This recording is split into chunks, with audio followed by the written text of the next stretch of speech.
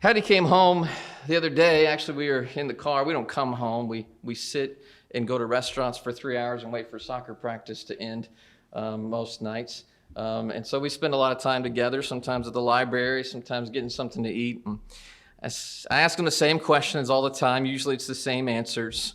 But this day was different. I said, how'd it go today? And she said, you know what? I had a teacher that said I had the most beautiful name that she has ever heard, Hadassah. And I said, you do have a beautiful name.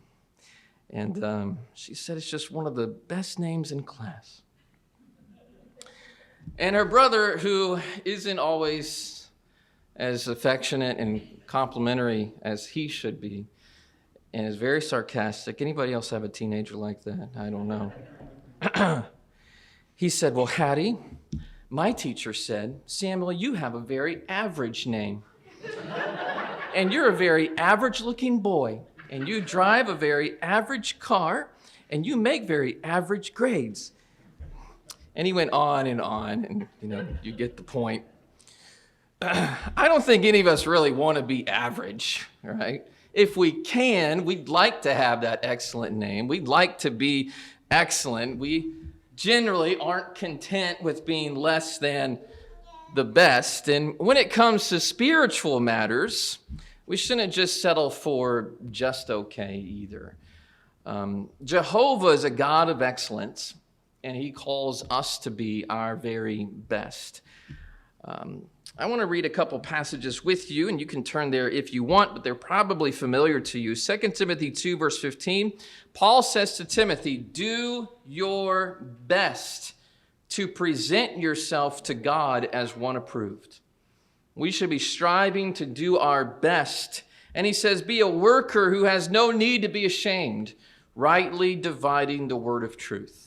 So when it comes to our Bible study and when it comes to our personal devotion to God's word and to our understanding of God's word, we need to do our best. There's another passage in Ecclesiastes that I remember sometimes my parents quoting when I would go work. And this is from the Old Testament preacher, chapter 9 and verse 10. Whatever your hand finds to do, do it with all your might. If you're going to play this sport, if you're going to be in this club, if you're going to be in this extracurricular activity, if you're going to lead singing, or if you're going to teach a class here at Bible class, whatever it is that you do it well. Do it with all of your might. And a similar verse in Colossians 3 and verse 23, for first century workers is this, whatever you do, and we're talking about our work here, our jobs. He says, work heartily as for the Lord and not for men. Work hard. The Christian life is to be one of dedication, of devotion, of distinction.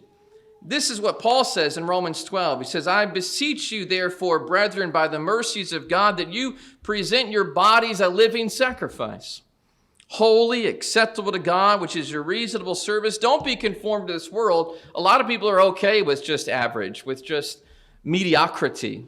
He says, don't be like the rest of the world. He says, but be transformed by the renewing of your mind, that you may prove what is that good and acceptable and perfect will of God. I would suggest to you that when we make the decision to become Christians, we are making the decision that we want to try our very best to live a life of excellence. We know that we're going to fail in that sometimes, and therefore we have an avenue of confession through Jesus Christ, the Son of God. But we are striving, when we become a Christian, we are striving to be like Christ, to live like him. And we're making the decision to put off the old person of sin and put on the new person of righteousness. We're following the footsteps of Jesus. Ephesians 4, verse 24, actually back up to verse 23, it says, be renewed in the spirit of your mind. Have a new mentality to how you approach life is the idea, to how you live. Be renewed in the spirit of your mind and put on the new man, which was created according to God in true righteousness and holiness. I want you to look at a word that gets used. It's in Philippians 4 and verse 8, where it talks about thinking about virtuous things. but it's also in 2 Peter chapter 1 and verse 5. In 2 Peter chapter 1 and verse 5, it says that as we grow in our faith, one of the things that we need to do is add to our faith, and it goes on to say this: for this reason, giving all diligence, add to your faith virtue, to virtue knowledge. It goes on to list other traits. But the very first word is the one I really want to notice with you. It's a word virtue, and the word virtue means moral excellence.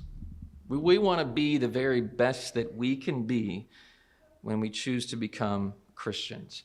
And so my challenge to you this week, and as you think about it today, is are you abounding in the Christian graces? Are you abounding in love? Are you developing the fruit of the Spirit? Are you striving for spiritual excellence in how you live and in what you do every day? Or are you content just to be okay? Just to resign yourself to average?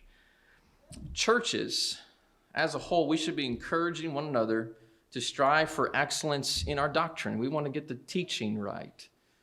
We should be striving for excellence in our ministry and how we try to serve others.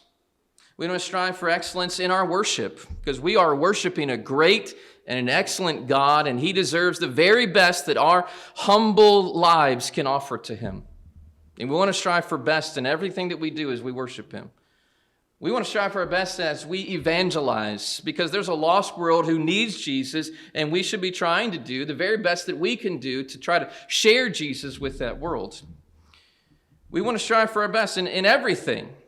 Even the physical appearance of our meeting houses, the quality of even things like the bulletins that we might print, the website that we put out for the world to see, the spirit of our worship services, all those things should proclaim the excellence of the Lord that we serve. And so my challenge to you today and this week is to just strive for excellence. If you're going to school this week, be the very best that you can be as a Christian in influencing others and working heartily at your grades and what you're doing and your soccer games that you might play after school or whatever it is you do. If you're going to work this week, be the very best that you can be as a Christian to be a positive influence for others in the world, living your very best. If you're going to be a new teacher this upcoming quarter, strive the very best to communicate God's word to the people that the church has entrusted you to teach as stewards of God's word, to share that word with them and communicate it to them in a way that will be beneficial to them. Work hard at what you're going to do. Strive to be the very best that you can be.